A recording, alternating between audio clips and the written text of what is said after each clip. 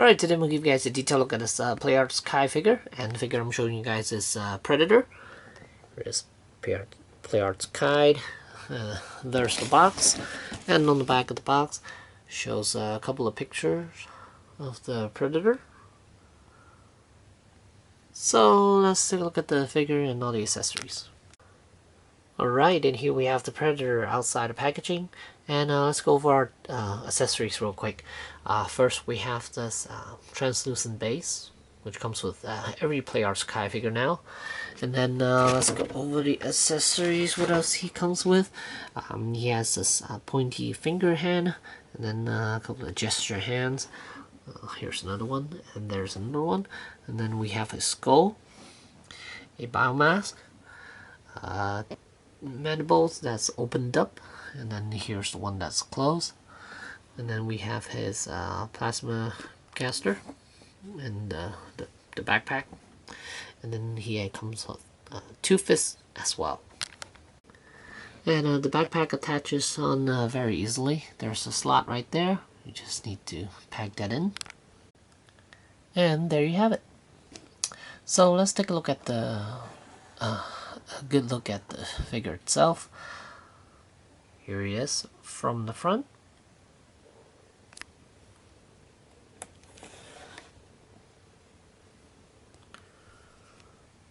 From the side.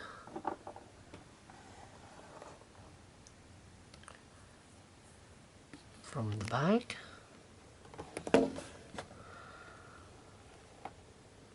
And the other side. So let's get a closer look at the Predator itself. Here you can see the eyes, nicely painted. Then his head, the forehead section, it looks like it's made out of a translucent plastic. And same with the dreads. As you can see, the end of the dreads, they are translucent. Looks like there's painted color on top of it. And same thing with the mandibles. You can see somewhat of a translucency running through it, which is kind of nice. And then he has his trophies. There's the neck piece, and then here there's some little tiny skulls, and then the spine right there. And here's again the plasma caster right there. Armor pieces. And then here's the communicator slash bomb. And you can flip that switch open. Whoops, too close. Zoom in a little bit so you guys can see. There's no markings on it. And there's the hand. Then here's the retractable blades.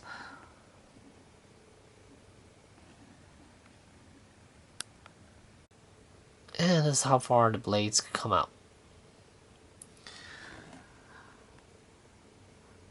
Neat. A lot of intricate detailings. Loincloth, the legs, the feet. So let's go over articulation. Let's start from the bottom up. Here you can see there's something new here. We got the toes articulation for these PlayArt's Kai figures. And then we have a ratcheting joint for the ankles. And then we have double jointed knees. And then ratcheting joints around the hips. And same thing with the wrists. Then the elbows. And then the shoulders are done somewhat differently this time around. So a lot of PlayArt's Kai figure has a joint that swings out, so his arm could fully rotate forward. And this time around they decided to do it differently. They just attach the ratcheting joint, the regular ball hinge joint, from the shoulder down to his kind of rib cage area. And then the way they set it up, so now it pegs downwards instead of going inward to the body itself. It's going downward. So now instead of having to add another joint to swing his arms out, this one joint here and where it was placed would allow him to swing his arms forward as well. And here you can see his arms. Well, this arm here is swinging forward,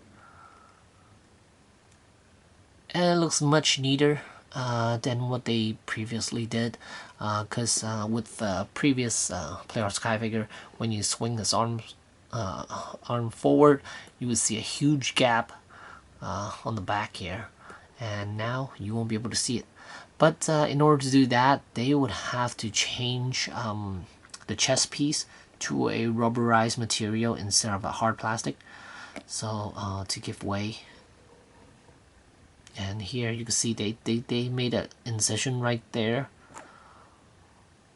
and same thing for over here underneath the breastplate area. You can see there's an incision right there. And the abdominal area, there's a ratcheting joint, and then base of the neck, there's a joint, and then the neck, the head, there's a ball joint right there. And with the cannon itself, there are 3 joints. Here, for some reason, they added 1 joint right there, and then over here, there's a hinge joint, and then there's the ratcheting ball hinge joint up towards the cannon itself. So range of motion for this is quite a lot.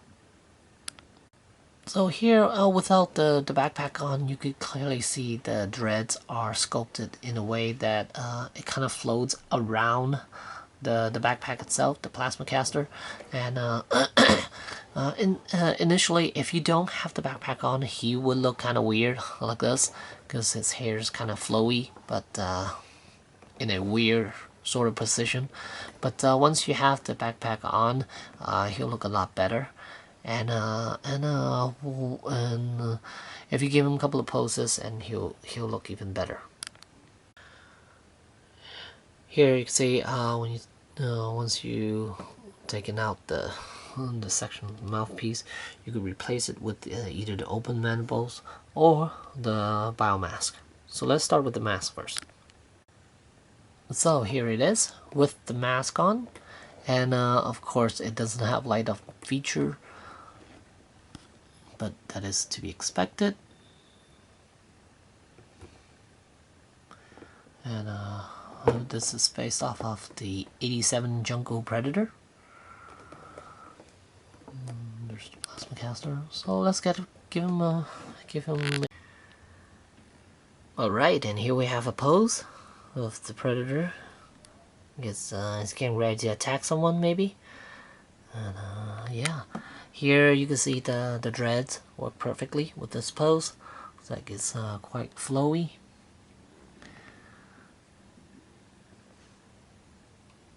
Yeah. Overall, I am very impressed with this figure. It is quite pricey. This figure, I think retails for about $120 or so. I was able to get it for about $102, so I'm happy with that. And even though this figure is really expensive for Player Sky, he is quite tall. He stands about 10 inches. And as far as articulation, range of motion is really good, and some new engineering added to this figure, like joints here and the shoulder area. And here you can see a screaming pose.